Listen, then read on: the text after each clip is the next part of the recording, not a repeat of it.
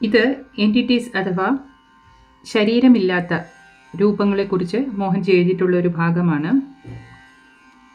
എൻറ്റിറ്റികൾ നമ്മളെപ്പോലെ ഒരു ധർമ്മമുള്ള ജീവികളാണ്, പക്ഷേ അവർക്ക് ശരീരമില്ല. ഈ ജീവികളിൽ ചിലർ അന്യഗ്രഹങ്ങളിൽ നിന്നുള്ളവരാണ്. അവർ ഊർജ്ജരൂപത്തിൽ തുടരുകയും ഒരു പരാന്നഭോജിയെ പോലെ ആതിഥേയനിൽ പറ്റിപ്പിടിച്ച് അവരിലൂടെ കാര്യങ്ങൾ അനുഭവിക്കുകയും ചെയ്യുന്നു.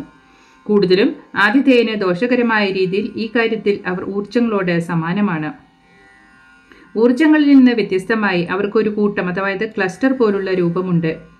എൻറ്റിറ്റികൾക്ക് മോക്ഷത്തിനോ അതായത് ലിബറേഷനോ വേണ്ടിയുള്ള ഒരു അജണ്ടയുമില്ല. അവർക്ക് ഭൂമി വിട്ടുപോകുവാൻ താല്പര്യമില്ല. കാരണം അവർ പ്രവർത്തിക്കുന്ന രീതിയിൽ അവർ സന്തോഷമുള്ളവരാണ്. ഈ കാര്യത്തിൽ അവർ രക്ഷയ്ക്കായി തിരിയുന്ന ദുർബലമായ വഴിതെറ്റിയ ബോധമനസ്സുകളിൽ നിന്ന് വ്യത്യാസപ്പെട്ടിരിക്കുന്നു.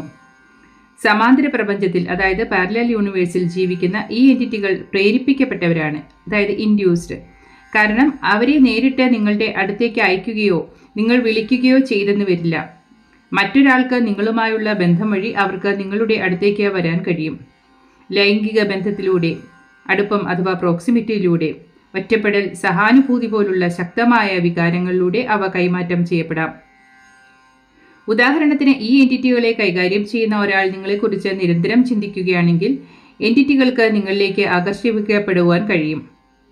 ആരും എൻറ്റിറ്റികളെ അയക്കുന്നില്ല, നിങ്ങളും എൻറ്റിറ്റികളെ ക്ഷണിക്കുന്നില്ല. പക്ഷേ ചിന്തകളുടെ പ്രവാഹം അവരിലേക്ക് എത്തുന്നത് കാരണം എൻറ്റിറ്റികൾക്ക് പരോക്ഷമായി നിങ്ങളിലേക്ക് ആകർഷിക്കപ്പെടാനും ഒപ്പം വരാനും സാധിക്കും.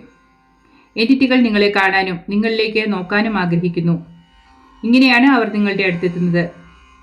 അവർക്ക് ആതിഥേയന്റെ അനുഭവം അറിയുന്നതിനോ ഊർജം വലിച്ചെടുക്കുന്നതിനോ ഉള്ളതിനേക്കാൾ കൂടുതൽ താല്പര്യം ആതിഥേയനെ നിയന്ത്രിക്കുന്നതിലും അല്ലെങ്കിൽ കൈവശപ്പെടുത്തുന്നതിലുമാണ്. Controlling or possessing.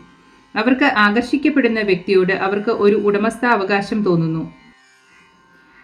അത് സ്നേഹമല്ല, മറിച്ച് അസൂയ, കോപം, കൈവശാവകാശം അഥവാ പൊസസീവ്നെസ് എന്നീ വികാരങ്ങളാണ്. അതിനാൽ നിങ്ങൾ മറ്റൊന്നുമായി അല്ലെങ്കിൽ മറ്റൊരാളുമായി ബന്ധം സ്ഥാപിക്കുന്നു എന്ന് അവർക്ക് തോന്നിയാൽ അവർ അത് തടയാൻ ശ്രമിക്കും. കാരണം ഈ ബന്ധം അവർക്ക് നിങ്ങളിലുള്ള പൂർണ്ണമായ ഉടമസ്ഥാവകാശം നൽകില്ല.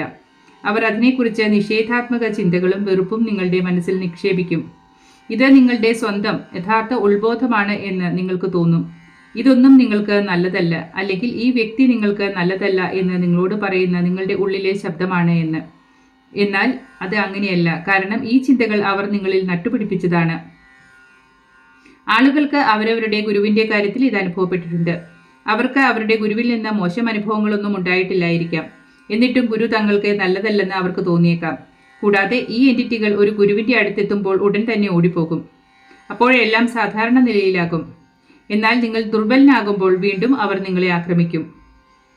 ഇത് ഉന്മത്തൻ എന്ന ഗ്രന്ഥത്തിൽ നിന്ന് എഴുതിയിട്ടുള്ള ഒരു ഭാഗമാണ്. മോഹൻജിയുടെ ഉന്മത്തൻ എന്നുള്ള ഗ്രന്ഥം നിങ്ങളെല്ലാവരും വായിച്ചിട്ടുണ്ടാകും എന്ന് കരുതുന്നു.